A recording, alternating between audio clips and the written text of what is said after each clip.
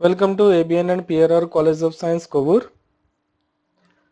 Myself Prasad, lecturer in computer science, and this is for become occasional web technologies paper.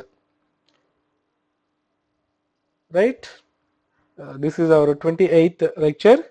Now we are in second unit, and all of you regularly watch our videos in our YouTube channel, ABN and PRR College online classes, Kovur.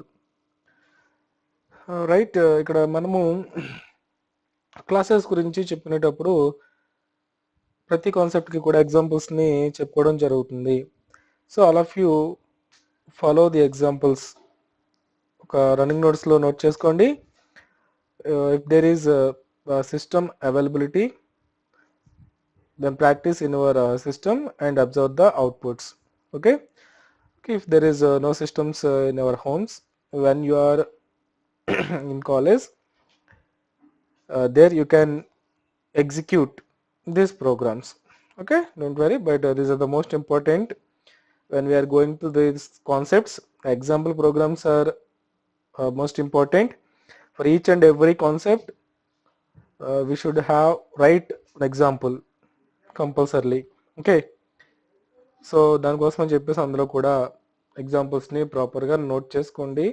Okay, వాటిని systems మీద execute చేసి అవుట్పుట్స్ని కూడా జాగ్రత్తగా observe చేసుకోండి. Right, and coming to the today's session. Okay, in the last session we have discussed about the properties. Okay, some of the properties of these style sheets. Okay, style sheets కు సంబంధించి properties గురించి మనం అక్కడ discuss చేసుకున్నాము. Okay, and coming to the next concept. This is the last concept in the second unit and most important for 10 marks. So listen carefully. Okay, the most important one. Almost maximum 99% of answers in the second unit. The first priority question is what are the different types of style sheets, and the second priority is layers. Okay, maximum ఆ question కానీ ఇది కానీ రెండిట్లో ఏదో ఒకటి 10 మార్క్స్లో ఉంటుంది అనమాట అండి. ద మోస్ట్ ఇంపార్టెంట్ అనమాట. అడిగితే what are the different types of style sheets అనే క్వశ్చన్ అడుగుతారు. లేదనుకుంటే ఎక్స్ప్లెయిన్ అబౌట్ లేయర్స్.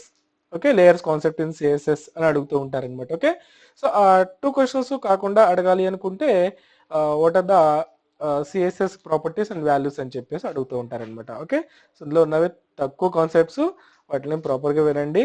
మ్యాక్సిమం ఒక 10 మార్క్స్ ఒక 5 మార్క్స్ క్వశ్చన్ కూడా కవర్ అవుతుందండి సెకండ్ యూనిట్ నుంచి కూడా. Okay, right, coming to the what is meant by layers.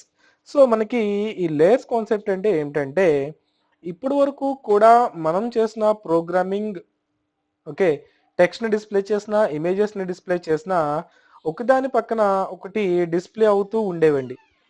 Okay, ఒకదాని పక్కన ఒకటి డిస్ప్లే అవుతూ ఉంటాయి అన్నమాట. సో ఇక్కడ లేయర్స్ కాన్సెప్ట్ అనేసరికి చూడండి, మనకి మీరు స్క్రీన్ మీద ఒక అవుట్పుట్ని అబ్జర్వ్ చేస్తున్నారు. There we have some text like layer 1, layer 1, layer 3 అని చెప్పేసి ఏదో సమ్ టెక్స్ట్లతో రిక్టాంగిల్ బాక్సెస్లో డిఫరెంట్ కలర్స్తో మనకి సమ్ డిజైనింగ్ అనేది కనపడుతుందండి. అవునా? సో మనకి ఈ కాన్సెప్ట్ని అబ్జర్వ్ చేసుకుంటే అక్కడ ఒకదాని పైన ఒకటి ప్లేస్ చేసినట్టుగా ఉన్నాయండి. అవునా? సో దీనిపైన ఇది ఉంది, దీనిపైన ఇది ఉంది. అవునా? ఈ కాన్సెప్ట్ని మనం ఏమంటామంటే లేయర్స్ అని చెప్పేసి కాల్ చేసుకుంటాం అనమాట. లేయర్స్ అంటే ఏంటంటే HTML టెక్స్ట్ని, అంటే HTMLలో మనం డిస్ప్లే చేసే టెక్స్ట్ని పిక్సెల్ ప్రెసిషన్ ఆధారంగా, అంటే ఈ స్క్రీన్ ఉంది కదా, ఈ స్క్రీన్ అంతా కూడా ఎలా ఉంటుంది, పిక్సెల్స్ రూపంలో డివైడ్ అయి ఉంటుందండి. అంటే ఇక్కడ ఈ పొజిషన్లో ఈ టెక్స్ట్ని చెప్పడానికి ఇక్కడ కొన్ని పిక్సెల్స్తో చెప్పాలంటే ఈ స్క్రీన్లో మొత్తం కౌంట్ చేసుకుంటే ఎన్నో కొన్ని పిక్సెల్స్తో ఉంటుందండి. అవునా? ఈ పర్టికులర్ లొకేషన్లో ఒక రేటింగ్ అనేది ఉంటుంది. అంటే టాప్ నుంచి ఇన్ని పిక్సెల్స్, లెఫ్ట్ నుంచి ఇన్ పిక్సెల్స్లో ఇది ఉంది. అవునా? అలా మనము ఇక్కడికి వచ్చామనుకోండి, టాప్ నుంచి ఇన్ని పిక్సెల్స్, లెఫ్ట్ నుంచి ఇన్ని పిక్సెల్స్, అంటే స్క్రీన్ని పిక్సెల్ ప్రెసిషన్స్ ఆధారంగా, ఓకే రైట్, పిక్సెల్ ప్రెసిషన్స్ ఆధారంగా టెక్స్ట్ ని డిస్ప్లే చేయడాన్ని మనం ఏమంటామంటే లేయర్స్ అని చెప్పేసి కాల్ చేసుకుంటాం అనమాట అండి. Okay right. See here, with CSS it is possible to work with layers. అంటే లేయర్స్ తో వర్క్ చేసే పాసిబిలిటీ ఉందంటే అదేంటి, pieces of HTML that are placed on top of the regular page with pixel precision is called layers. Okay, అంటే అక్కడ ఉన్న text ని HTML document ని పిక్సెల్ ప్రెసిషన్స్ ఆధారంగా పేజ్ కి పైన డిస్ప్లే చేయడాన్ని మనం ఏమంటామంటే లేయర్స్ అని చెప్పి కాల్ చేసుకుంటాం అనమాట. ఓకే, సో ఇక్కడ మనము లేయర్స్ కాన్సెప్ట్ ని ఇంప్లిమెంట్ చేయడానికి సిఎస్ఎస్ కి సంబంధించి 3 ప్రాపర్టీస్ మోస్ట్ ఇంపార్టెంట్ అండి. ఓకే, ఎన్ని ప్రాపర్టీస్? 3 ప్రాపర్టీస్ అన్నమాట. దాంట్లో ఒక ప్రాపర్టీ ఏంటంటే పొజిషన్. ఓకే, పొజిషన్ అనే ప్రాపర్టీ అన్నమాట. అంటే మనం తీసుకున్న స్క్రీన్ లో చూడండి, ఇక్కడ ఒక లేయర్ ఉంటుంది. ఆ లేయర్ అనేది సమ్ పొజిషన్ ని చెప్పాలి మనము. ఓకేనా, అంటే దీని పొజిషన్ ఎలా ఉండాలి అనేది చెప్పాలన్నమాట. సో అది చెప్పడానికి మనము పొజిషన్ అనే ప్రాపర్టీని ఉపయోగించుకుంటాం అన్నమాట. ఇంకొకటి ఏంటంటే టాప్ అండ్ లెఫ్ట్ ప్రాపర్టీస్ అండి. Top and left top and left properties అన్నమాట. So top and left properties ఇవి దేనికి ఉపయోగపడతాయి అంటే మనము డిస్ప్లే చేస్తున్న ఈ అవుట్పుట్ లో టాప్ నుంచి ఎన్ని పిక్సెల్స్ వదిలిపెట్టాలి, లెఫ్ట్ నుంచి ఎన్ని పిక్సెల్స్ వదిలిపెట్టాలి. ఓకే, పొజిషన్ ఒకటి చెప్తున్నాము, తర్వాత టాప్ నుంచి ఎన్ని పిక్సెల్స్ వదిలిపెట్టాలి, లెఫ్ట్ నుంచి ఎన్ని పిక్సెల్స్ వదిలిపెట్టాలి అనేది చెప్తున్నాం అనమాట. అండ్ ఫైనల్ గా మనకి ఇంకొకటి ఏంటంటే జెడ్ ఇండెక్స్ అనే ప్రాపర్టీ అండి. ఓకే, ప్రాపర్టీ నేమ్ ఏంటి? Z index. సో ఈ జెడ్ ఇండెక్స్ అనేది ఎందుకు ఉపయోగపడుతుంది అంటే మనం డిస్ప్లే చేస్తున్న లేయర్స్ యొక్క స్టాక్ ని డిస్ప్లే చేస్తుందండి. లేయర్స్ యొక్క స్టాక్ అంటాం అనమాట. అంటే ఫర్ ఎగ్జాంపుల్ ఇప్పుడు మనము ఒక బిస్కెట్ ప్యాకెట్ తీసుకున్నాం అనుకోండి, ఒక దానిపైన ఒకటి ఉంటున్నాయి కదా, అంటే ఒక బిస్కెట్ ఒకటి ఉంటుంది, దానిపైన వేరే బిస్కెట్ ఉంటుంది, దానిపైన వేరేది ఉంటుంది. సో అలాగే ఇక్కడ మనకి ఈ అవుట్పుట్ ని అబ్జర్వ్ చేసుకుంటే ఇక్కడ 3 ఉన్నాయండి, అవునా? వీటికి జెడ్ ఇండెక్స్ ద్వారా చెప్పొచ్చు అనమాట. ఇదేమో జెడ్ ఇండెక్స్ ఫస్ట్ అని చెప్తామండి, ఇదేమో రెండో జెడ్ ఇండెక్స్ అంటాము, దీన్నేమో మూడో జెడ్ ఇండెక్స్ అంటామండి, అవునా? ఒకవేళ మనం దీన్ని ఒకటో జెడ్ ఇండెక్స్ కింద ఇచ్చామనుకోండి, ఇది ఎక్కడ ఉంటుంది? బ్యాక్ సైడ్ ఉంటుంది, అంటే ఇది వెనక్కి వెళ్తుంది అనమాట. అంటే జెడ్ ఇండెక్స్ 1 ఉన్నదేమో స్క్రీన్ కి దగ్గరలో ఉంటుంది, జెడ్ ఇండెక్స్ 2 అనేదేమో దాని పైన వస్తుంది, 3 అనేది దానిపైన వస్తుంది. అలా దాని యొక్క లేయరింగ్ పొజిషన్స్, లేయరింగ్స్ ని చెప్పడానికి మనము ఏం చేస్తామంటే జెడ్ ఇండెక్స్ అనే ప్రాపర్టీని ఉపయోగించుకుంటాం అనమాట అండి. ఓకే, ఒకటి position attribute, second one top and left attributes, okay, and finally Z index attributes. Okay, and coming to the position attribute. So position attribute కి మనం ఎప్పుడు కూడా 2 వాల్యూస్ ఇవ్వచ్చండి. అంటే దీనికి 2 వాల్యూస్ పాసిబిలిటీ ఉందన్నమాట. అవి ఏంటంటే ఒకటి అబ్సల్యూట్ అనే వాల్యూ ఇవ్వచ్చు, రెండవది ఏంటంటే రిలేటివ్ అనే వాల్యూ ఇవ్వచ్చండి. Okay, position absolute and relative. So absolute ఇవ్వడం వల్ల ఏం జరుగుతుంది, రిలేటివ్ ఇవ్వడం వల్ల ఏం జరుగుతుంది? ఓకే, సో అబ్సల్యూట్ అని ఇచ్చామనుకోండి, పొజిషన్ వాల్యూ అబ్సల్యూట్ అని ఇచ్చామనుకోండి, అక్కడ ఏం జరుగుతుందంటే నెక్స్ట్ మనం ఏం చేస్తాము, దీనికి టాప్ లెఫ్ట్ కౌంట్ చేయాలండి, అవునా? అంటే ఎన్ని పిక్సెల్స్ లెఫ్ట్ నుంచి ఉండాలి, ఎన్ని పిక్సెల్స్ టాప్ నుంచి ఉండాలి అనేది చెప్పాలి మనము. అబ్సల్యూట్ అని ఇచ్చామనుకోండి, ఆ టాప్ లెఫ్ట్ వాల్యూస్ ని ఎక్కడి నుంచి తీసుకుంటుందంటే ఈ కార్నర్ దగ్గర నుంచి తీసుకుంటుందండి. ఎక్కడి నుంచి? ఈ కార్నర్ దగ్గర నుంచి తీసుకుంటుంది అనమాట. టాప్ నుంచి ఇక్కడ నుంచి ఇలా కౌంట్ చేసుకుంటుంది, అలాగే లెఫ్ట్ నుంచి ఇక్కడ నుంచి ఇలా కౌంట్ చేసుకుంటూ వెళ్తుంది అనమాట. ఓకే, ఇప్పుడు అబ్సల్యూట్ అని ఇచ్చినప్పుడు. అదే రిలేటివ్ అని ఇచ్చామనుకోండి, అప్పుడు ఏం చేస్తుందంటే ఆల్రెడీ మనము డిఫైన్ చేస్తున్న ఈ స్టైల్ ఉంటుంది కదా, ఆ స్టైల్ ముందున్న ఎలిమెంట్ ని బేస్ చేసుకుని కౌంట్ చేసుకుంటుందండి. అంటే ఆల్రెడీ ఇక్కడ ఒక ఎలిమెంట్ ఉంది, అవునా? దీన్ని బేస్ చేసుకుని కౌంట్ చేస్తుందండి. అంటే నెక్స్ట్ స్టైల్ ఎలిమెంట్ అంతకు ముందు ఉన్న స్టైల్ ఎలిమెంట్ ని బేస్ చేసుకుని కౌంట్ చేస్తుంది. అంటే ఇక్కడ నుంచి కౌంట్ చేసుకుంటుంది అనమాట. టాప్ నుంచి ఎన్ని పిక్సెల్స్ వదిలిపెట్టాలి, అలాగే లెఫ్ట్ నుంచి ఎన్ని పిక్సెల్స్ వదిలిపెట్టాలి. సో అది రిలేటివ్ అనమాట అండి. ఓకే, సో మనకి ఇక్కడ మనము ఈ పొజిషన్ వాల్యూని అబ్సల్యూట్ ఆర్ రిలేటివ్ కింద మనము చెప్పచ్చు అనమాట. చూడండి, అబ్సల్యూట్ కింద డిఫైన్ చేస్తే it will be calculated from the left corner of the page. ఎక్కడి నుంచి కౌంట్ చేస్తుందంట? Left corner of the page దగ్గర నుంచి కౌంట్ చేసుకుంటుంది అనమాట. ఓకేనా. ఇప్పుడు మనం పొజిషన్ వాల్యూ రిలేటివ్ ఇచ్చామనుకోండి, చూడండి, it will be relative to the position of the tag that carries the style. Okay, యాక్చువల్గా ఆ స్టైల్ ట్యాగ్ పొజిషన్ ఎక్కడ ఉంటుంది దాన్ని బేస్ చేసుకుని కౌంట్ చేస్తుంది అనమాట అండి. సో ఇలా మనకి position value absolute or relative అని చెప్పేసి 2 types లో ఏదో ఒక వాల్యూని మనం ఇవ్వచ్చు అనమాట అండి. ఓకే, నెక్స్ట్ అట్రిబ్యూట్స్ ఏంటి, టాప్ అండ్ లెఫ్ట్ అనుకున్నాము. సో ఈ టాప్ అండ్ లెఫ్ట్ వాల్యూస్ ని మనము system coordinate, main coordinate pixels రూపంలో చెప్పొచ్చు అనమాట అండి.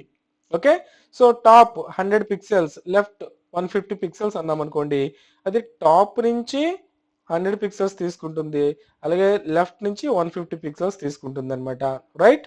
సో మనం ఇచ్చే అక్కడ top left values, top 100 pixels అంటే ఇక్కడికి వస్తుంది, లెఫ్ట్ 150 పిక్సెల్స్ అంటే పక్క నుంచి ఇలా వస్తుంది. ఓకే, సో అలా ఏంటంటే మనము ఈ టాప్ అండ్ లెఫ్ట్ ద్వారా మనము పొజిషన్స్ ని పిక్సెల్స్ రూపంలో చెప్పొచ్చు అనమాట అండి. Okay, and Z index. So already మనం ముందుగా చెప్పుకున్నాం, జెడ్ ఇండెక్స్ అనేది ఏం చెప్తుందంట, మనం డిస్ప్లే చేస్తున్న ఆ లేయర్స్ యొక్క లేయరింగ్ స్టాక్ పొజిషన్ ని చెప్తుంది అనమాట అండి. Okay, the browser maintains a stack of layers of content. For example, each div tag that we can determine where in stack that will appear. So ఇదంతా just మనం example చూసిన తర్వాత అర్థమవుతుంది. So the lowest layer appearing on top of the background. Lowest layer అంటే background కి first ఉంటుందంటండి. దాని యొక్క జెడ్ ఇండెక్స్ ఎంత ఉంటుందంట, 1 ఉంటుందంట. ఓకే, దాని జెడ్ ఇండెక్స్ ఎంత, 1 అనమాట. అంటే బ్యాక్గ్రౌండ్ కి, అంటే మన స్క్రీన్ మీద ఫస్ట్ డిస్ప్లే అయ్యేది జెడ్ ఇండెక్స్ 1 అనమాట. ఓకే, దాని పైన డిస్ప్లే అయితే జెడ్ ఇండెక్స్ 2 అవుతుంది, దానిపైన జెడ్ ఇండెక్స్ 3. ఇలా మనకి ఆ లేయరింగ్స్ అనేవి డిజైన్ చేయొచ్చు అనమాట అండి. Right, most important one. So layers అంటే పిక్సెల్స్ ప్రెసిషన్స్ ఆధారంగా డేటాని డిస్ప్లే చేయడం అనమాట, దానిపైన ఒకటి డిస్ప్లే చేయడం అనమాట. So for the designing we can use 3 properties in CSS, right? That is the one is a position, the next one is the top and left values, and finally Z index properties. So by using these 3 types of properties we can define layers concept, right? And now going to the coding. Okay, let us see how the document, how the output will appear. Sorry, how the document goes. Okay, see here, ఇక్కడ HTML. So HTML తో మన document ని start చేసుకుంటాము, common. Next body tag implement చేసుకుంటున్నాము. Okay, ఇక్కడ div అనే tag ని ఉపయోగించుకుంటున్నామండి. So div tag గురించి ఆల్రెడీ HTML కాన్సెప్ట్ లో నేను చెప్పానండి మీకు. రైట్, div ఎందుకు ఉపయోగించుకుంటామంటే ఒక గ్రూప్ ని ఇండికేట్ చేయడానికి ఉపయోగించుకుంటున్నాము. ఓకే, అంటే మన అవుట్పుట్ లో మనం ఇక్కడ 3 DIVs ఉపయోగించామండి. అంటే ఈ బాక్స్ అంతా ఒక డిఐవి, అంటే ఈ బాక్స్ లో డిస్ప్లే చేసే డేటా అంతా కూడా ఒక similar type of text properties ని లేదా సిమిలర్ టైప్ ఆఫ్ డిజైనింగ్ ని ఉపయోగించుకుంటున్నాం అనమాట. అంటే డిఐవిలో ఒక గ్రూప్ ని చెప్తున్నాం అనమాట. అంటే జస్ట్ డిఐవి ట్యాగ్ ఎందుకు ఉపయోగించుకుంటాము అంటే, సో గ్రూప్ కింద డిజైన్ చేయడానికి ఉపయోగించుకుంటాము. ఓకే, సో నెక్స్ట్ మనం ఇక్కడ స్టైల్స్ ని 3 types లో అప్లై చేయొచ్చు, internal, inline, external. Okay, first internal అంటే ఎక్కడ అప్లై చేస్తాము, HTML ట్యాగ్ దగ్గర. చూసారు ఇక్కడ HTML ట్యాగ్ ఉంది, దాని పక్కన స్టైల్ ని అప్లై చేస్తున్నానండి. సో స్టైల్ ఈక్వల్ టు, ఇక్కడ మనం నేర్చుకున్న ప్రాపర్టీస్ ని రాయాలన్నమాట అండి. చూడండి ఎలా రాస్తున్నాను, జెడ్ ఇండెక్స్ ప్రాపర్టీ ఆల్రెడీ చెప్పుకున్నాం కదా, దాని వాల్యూ 1 అని ఇచ్చానండి. Position absolute. సో అబ్సల్యూట్ అంటే ఏంటి, ఇక్కడ ఎక్కడి నుంచి కౌంట్ చేసుకుంటుంది పిక్సెల్స్ అనేవి, స్క్రీన్ లెఫ్ట్ కార్నర్ దగ్గర నుంచి కౌంట్ చేసుకుంటుంది. టాప్ నుంచి ఎన్ని పిక్సెల్స్ వదిలిపెట్టమంటున్నాము, 100 పిక్సెల్స్. లెఫ్ట్ నుంచి ఎన్ని పిక్సెల్స్ లీవ్ చేయమంటున్నాము, 150 పిక్సెల్స్. ఓకే, అండ్ ఈ div ట్యాగ్ లో డిస్ప్లే అయ్యే టెక్స్ట్ కి హైట్ చెప్తున్నానండి. ఓకే, ఆ div యొక్క హైట్ చెప్తున్నాం అనమాట. ఎంత ఉండాలంట, 75 పిక్సెల్స్ ఉండాలంటున్నాను. అలాగే విడ్త్ 180 పిక్సెల్స్ పెడుతున్నాను. అంటే మనకి డిస్ప్లే అవుట్పుట్ లో దీని యొక్క హైట్ ఏమో 75 పిక్సెల్స్ ఉంటుంది, దీని యొక్క విడ్త్ ఏమో ఎంతో అక్కడ 180 ఎంతో చెప్పాం కదా, 180 పిక్సెల్స్ని డిఫైన్ చేస్తుంది అనమాట అండి, right. Okay, next. Okay, next background colour. ఈ డిఐవిలో మొత్తం బ్యాక్గ్రౌండ్ కలర్ అంతా కూడా ఏం చెప్తున్నాను, లైట్ సీ గ్రీన్ అని చెప్తున్నానండి. ఓకే, అంటే మనకి డిస్ప్లే అక్కడ కలర్ చూడండి, ఫస్ట్ లేయర్ కలర్ ఏమని వస్తుందండి, లైట్ సీ గ్రీన్ కనిపిస్తుంది కదా, రైట్. ఓకే, ఆ లేయర్ 1 అనే కంటెంట్ లో లైట్ సీ గ్రీన్ అనమాట అది. Okay, next border style groove. దానికి ఆ లేయర్ కి మనకి బోర్డర్ కూడా అప్లై చేస్తున్నామండి. ఏంటి, గ్రూవ్ అనే టైప్ బోర్డర్ని అప్లై చేస్తున్నాను. సో స్టైల్స్ ఇక్కడ స్టార్ట్ చేసుకున్నాను, ఇక్కడితో ఎండ్ చేస్తానండి. ఈ డిఐవి ట్యాగ్ లోపల ఒక పి అనే ట్యాగ్ ఉపయోగించుకుని లేయర్ 1 అని రాస్తున్నానండి. ఓకే, సో డిఐవిని క్లోజ్ చేసుకున్నాను, right. Next coming to the second part.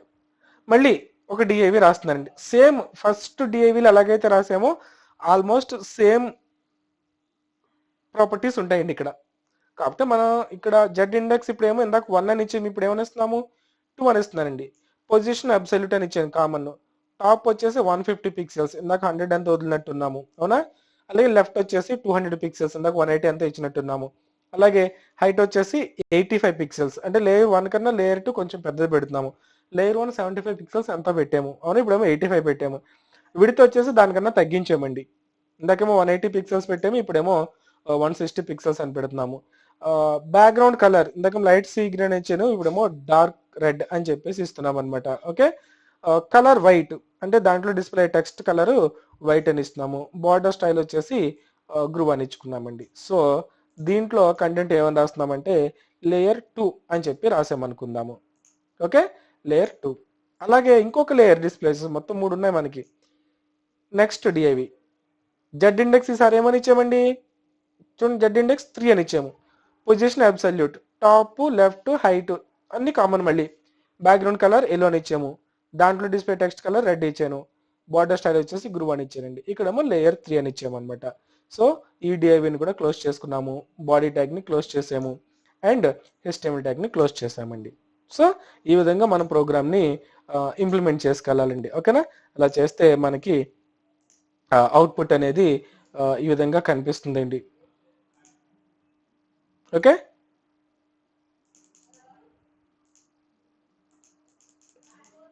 layer 1, layer 2 and layer 3 అండి. Okay, just wait a minute.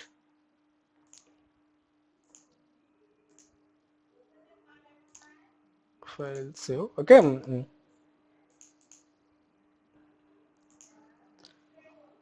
So మనకి ఇక్కడ జస్ట్ బ్రౌజర్ కొంచెం స్లోగా ఉంది.